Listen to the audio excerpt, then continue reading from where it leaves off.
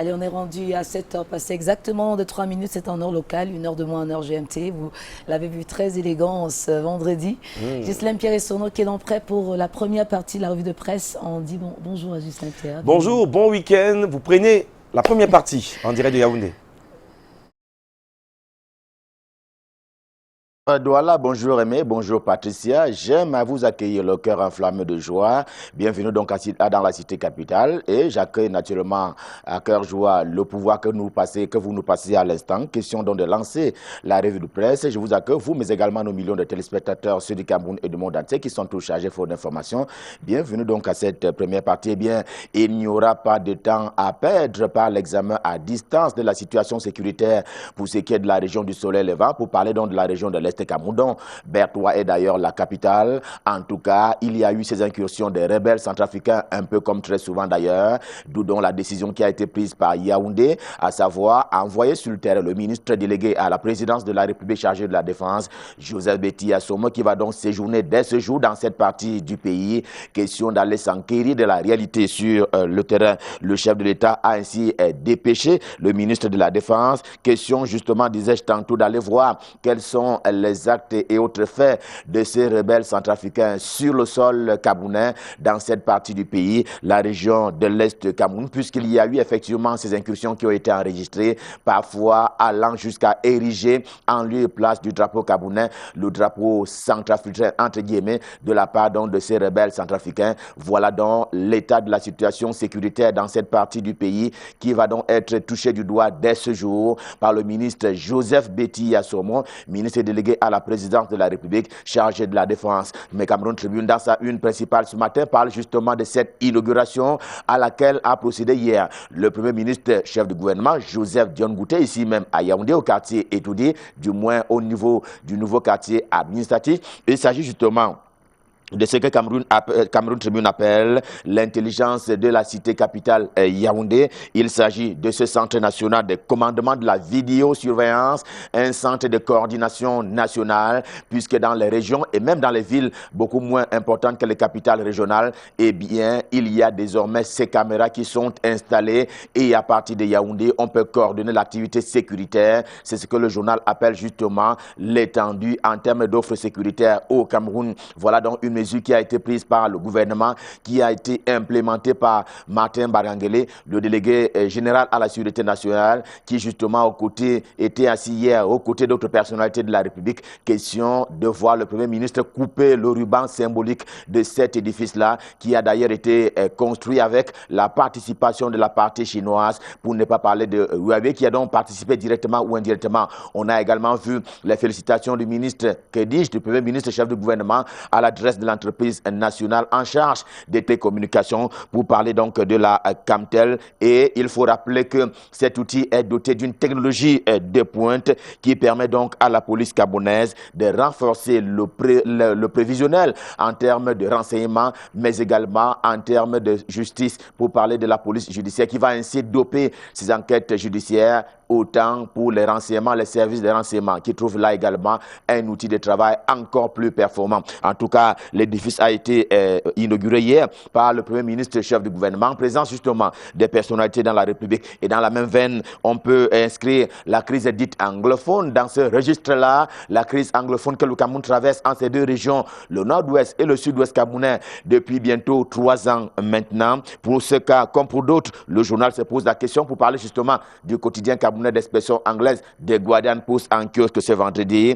La question est celle de savoir qui est véritablement le conseiller de Paul Biya en matière sécuritaire et donc de stabilité. En contexte, dit le journal, question de doper d'ailleurs son questionnement, eh bien, l'imprévision et l'emprisonnement justement de Sissoukou Ayoub-Tabé et compagnie à l'occasion de ce verdict qui est tombé devant le tribunal militaire de Yaoundé, le condamnant à vie au même titre que ses co-accusés, eh bien, le journal se pose la question de savoir est-ce que cela sonne bien dans les oreilles des Camerounais et même de la communauté internationale au moment où s'approfondissent les recherches en matière de retour de la paix et de la stabilité dans le nord-ouest et le sud-ouest camerounais. Il y avait certainement mieux à faire. En attendant, justement, début septembre prochain, le mois qui arrive sera naturellement marqué par le procès de Maurice Kamto qui pourrait connaître un début de la fin par rapport à la condamnation ou alors à la non-condamnation. En tout cas, le quotidien d'expression anglaise, The Guardian Post, convoque quelques-uns des arguments qui ont donc trait au contexte actuel, contexte sécuritaire, notamment pour ce qui est du nord-ouest et du sud-ouest camerounais. The Voice est également un journal camerounais qui renseigne et qui donne ses informations en l'une des langues officielles du Cameroun, c'est-à-dire l'anglais. L'édition en kiosque ce matin fait également cas de cette crise par l'appréciation des avocats de Sissoko Ayuk Tabé et compagnie. Ils sont trois, Saint-Georges, Joseph Roux et Benjamin Sossou. Eh bien, voilà donc le collège d'avocats qui défend Sissoko Ayuk Tabé et les autres personnes poursuivies dans le cadre justement de ces arrestations-là et précisément de ces infractions qui avaient été ainsi qualifiées par le tribunal compétent en la matière. Le journal parle d'eux comme conseil de la honte puisqu'ils défendent, dit le journal, des clients qui se sont mis en marge de la légalité et aussi de la légitimité. Voilà ce pourquoi le journal The Voice, édition de ce vendredi, parle justement des avocats de la honte. De Son, un autre journal camerounais d'expression anglaise, tout aussi diffusant en anglais, disais-je tantôt, eh bien, il dit tout le contraire. Lui, dans sa livraison de ce vendredi, estime que le verdict qui est tombé il y a 2 jours maintenant contre Sissoko Ayuk Tabé et compagnie, eh bien, celui-là va faire couler encore beaucoup d'encre et de salive par son caractère exclusif, toute chose qui freinerait d'ailleurs le dialogue qui est ainsi envisagé par toutes les parties prenantes nationales, la société civile, les ONG à caractère national et même international, autant que l'opinion publique internationale qui convergent tous vers ce dialogue, vers ce début de dialogue qui est ainsi souhaité, un peu comme l'indiquait déjà le quotidien Mutation dans l'une de ses diffusions cette semaine, à savoir que la justice camerounaise a plutôt infligé une peine de mort au dialogue, un dialogue qui est appelé de toutes les parties en termes d'urgence. Vesson semble donc sonner un autre péril sur ce qu'il est convenu d'appeler la rentrée scolaire 2019-2020, notamment à Bamenda et à Boyaï, pour parler des 2 capitales du nord-ouest et du sud-ouest camerounais, à l'occasion justement de cette initiative qui avait été pensée et qui est mise en branle par les parties camerounaises qui sont concernées par la communauté éducative, à savoir Back to School lors de cette rentrée scolaire. Et puis, il y a cette question qui est formulée par le journal de Magnus Biaga. J'ai nommé le quotidien Émergence dans sa livraison de ce vendredi. La question est la suivante. Quel peut être l'impact de cette condamnation de Sissoko Ayuk Tabé sur les régions en crise, le nord-ouest et le sud-ouest, pour ne pas le nommer? Et au rang des 11 experts qui ont été rencontrés, question d'apporter des éléments de réponse à cette problématique, il y a Koupit Adamou qui est membre du bureau politique de l'UDC, l'Union démocratique du Cameroun. C'est le parti d'Adamou Ndamjoya. Il argue ce matin que le pouvoir de Yaoundé joue à maintenir la crise. Je cite là Koupit Adamou. Que non, au grand mot, le grand remède, conclut pour sa part Georges Nyazang Boyokino, qui lui aussi intervient dans les colonnes du quotidien Émergence ce matin en tant qu'expert qui a été convoqué. Question justement d'apporter des réponses à cette problématique, un peu d'ailleurs comme tous les vendredis, qui est donc formulée ce matin dans le quotidien Émergence. Le Col Journal nous fait l'amitié d'ailleurs d'annoncer pour demain le lancement du côté de Bertois, la capitale de la région de l'Est Cameroun. Eh bien, demain, ce sera le kick-off des Interpol 2019 du côté de la région de l'Est Cameroun à Bertois, signale justement le quotidien Émergence. Des Échos de Paris en provenance justement de Paris à destination de Yaoundé sur la situation des droits de l'homme au Cameroun relativement à la crise dite anglophone. Eh bien, cette lettre-là est une lettre ouverte du Quai d'Orsay, c'est-à-dire le ministère des Affaires étrangères de la France. Et c'est donc une lettre qui a été commise de ce côté-là à destination de Yaoundé. La dite lettre est portée ce matin, vous le voyez bien, par le quotidien bleu, le jour du jour. C'est le journal d'Aman Mala et par elle-même, on semble dire que Paris se veut de plus en plus inquiet de ce que le journal appelle arrestation massive d'opposants au régime de Yaoundé. Compte tenu et contenant de cette lettre-là, à lire donc dans les colonnes du quotidien bleu, le journal d'Aman Mana, et dans le secteur agricole, que se passe-t-il justement? Et c'est une question qui est encore formulée par la presse ce matin. Que se passe-t-il avec la Semri? L'orphelin en kiosque ce matin évoque pour cela, et par la même occasion, la problématique de la disponibilité du riz sur l'ensemble du territoire camerounais, après avoir été convoqué à Yaoundé par le ministre Luc Magouar Barga Tangana en charge du commerce. Eh bien, le directeur général de la Semri a dit que l'entreprise qu'il dirige n'a bloqué aucun stock, contrairement justement à ces informations qui ont circulé notamment dans les réseaux sociaux. Une façon justement de répondre à une demande d'explication, comme le signale le quotidien L'économie, qui traite au quotidien des questions économiques et financières. Le quotidien L'économie estime que ces explications ont infligé une amende et même une déculottée aux informations qui ont donc circulé dans les réseaux sociaux, comme cela est d'ailleurs devenu un peu l'habitude sous le ciel du renouveau, tout à l'opposé d'ailleurs de la réalité. Le quotidien L'Épervier de Léopold Joe traite aussi de cette question ce matin, et il martèle dans un premier temps que les stocks ne sont point en souffrance au niveau de la Semri, car sa seule production ne sert même pas à alimenter la demande nationale, que dont on pourrait comprendre que cela ne soit pas possible, à savoir que la Semri garde avec soi les stocks en termes de riz. Mais la principale une du journal L'Épervier, édition de ce vendredi, prend un envol quand il faut aller à bord, oui à bord de Camerco, justement à cause de cette correspondance qui a été adressée au directeur général par le président du conseil d'administration, j'ai nommé Jean-Ernest Massé-Nangale Bibeye, qui est par ailleurs ministre camerounais en charge des transports. C'est donc un rappel à l'ordre qui n'est pas un fait qui était attendu, parce que le DG vient d'arriver à la tête de cette entreprise. C'était précisément le 29 mai dernier lorsqu'il a justement été installé après avoir été désigné. C'est donc une demande d'explication, ou tout au moins qui a été adressée à ce nouveau directeur général, à savoir Georges Tipendi Kouoto, et il lui est demandé justement d'annuler le redéploiement des personnels. En tout cas, c'est le cœur de cette correspondance du président du conseil d'administration adressé au directeur général de Camerco. Mais le quotidien Mutation, le journal de Georges-Alain Boyomo, lui sait gré de ces dispositions qui ont donc été prises. Le journal parle de Camercoac, et bien pour dire que lors de son installation, je le rappelais tantôt, le 29 mai dernier, il a été convenu une feuille de route qui devait être déroulée par la stabilisation de l'entreprise. Qu'est-ce qui n'a donc pas marché, se pose justement en termes de questions le quotidien Mutation ce matin, qui nous donne donc à plus ample information en l'une de ses pages dans sa livraison de ce vendredi. Qu'est-ce qui n'a pas marché? En tout cas, Info Matin de Dieu de Nemveng se propose d'apporter également des éléments, des réponses, et il révèle les dessous justement de ces couacs-là, de ce clash comme il l'appelle, et bien des dessous qui n'ont rien à voir avec ce que disent certains confrères ce matin à propos de cette correspondance du président du conseil d'administration adressée au directeur général de Camerco. Et si certains parlent de méconnaissance de la feuille de route par le directeur général, le journal des dieux de Nemveng donne des arguments, convoque justement des arguments qui se trouvent à 1000 lieues de là. Pour sa part, le quotidien également en kiosque ce vendredi se contente d'y voir un simple rappel à l'ordre d'un PCA à un DG, et cela ne fait de mal à personne, comme dans toutes les administrations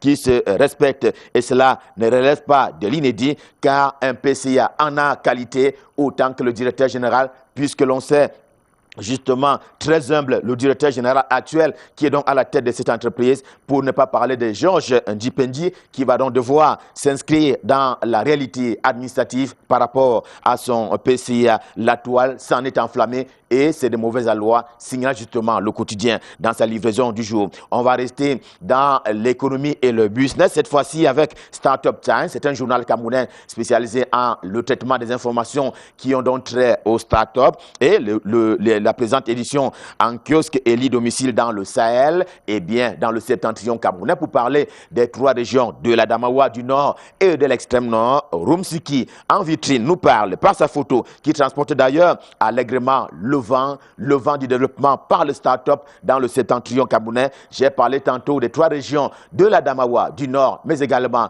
de l'extrême Nord Cameroun. Lui aussi a été transporté très récemment mais à destination du Maroc pour parler de Rabat. Je parle bien de Yves-Michel Foto qui bénéficiait ainsi d'une largesse présidentielle. L'hebdomadaire est Singane en kiosque ce vendredi et de tout cœur avec lui le malade, qui dit donc avoir été sauvé par son père Paul Biya en guise de merci donc à l'adresse d'étudiants. En tout cas, l'ex-administrateur directeur général de la Cameco s'exprime dans les colonnes du journal édition de ce vendredi. Question d'exprimer justement son merci à l'adresse de Paul Biya, et l'on sait à titre de rappel qu'il a doublement été condamné à vie, réagissant ainsi à l'autorisation qui lui a été donnée en termes d'évacuation sanitaire par le président de la République, et Singane de relayer le merci de Yves-Michel Foto. Mais celle-ci va avec des accords qui sont très peu connus du grand public. Signale pour sa part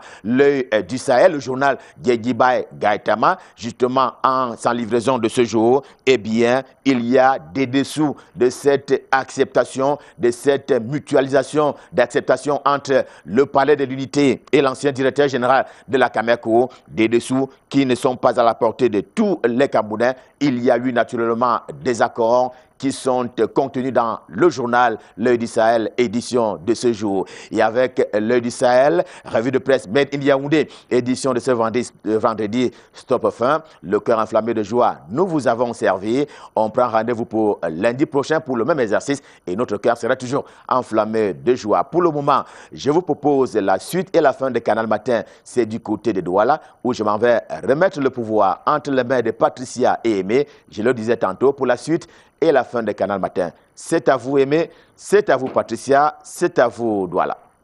Ghislain Pierre-Sono, ça se voit assez, vous êtes dans l'élan du vendredi.